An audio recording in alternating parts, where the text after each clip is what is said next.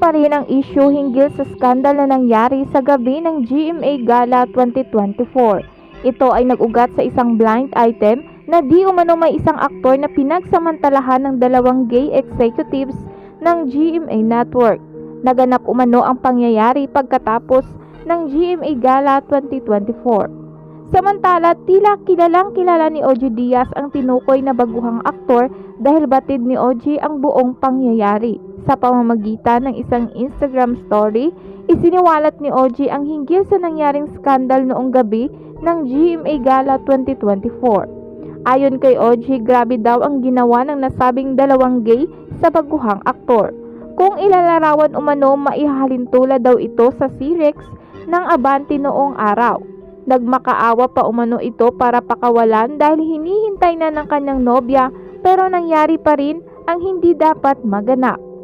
Samantala, matapang naman na pinangalanan ng Marites na si Christian Gasa ang pagkakakilanlan ng baguhang aktor na ito. Tinukoy ito ni Gasa na si Sandro Mulak, anak ni Nino Mulak.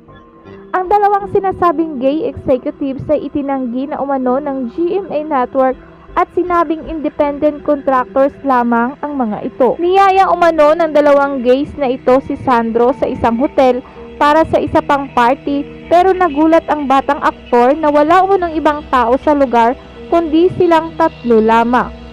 Pagbubulgar ni Gasa, malapit na kaibigan pala ni Annette Gozon ang dalawang gays na tinutukoy kaya hindi nakatanggi si Sandro na tumugon sa imbitasyon.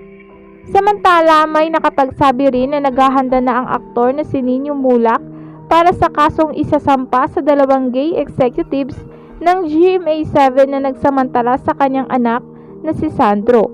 Nauna na nagbigay ng official statement ang pamunuan ng GMA7 at inihayag na wala pa silang natatanggap na formal na reklamo hinggil sa issue.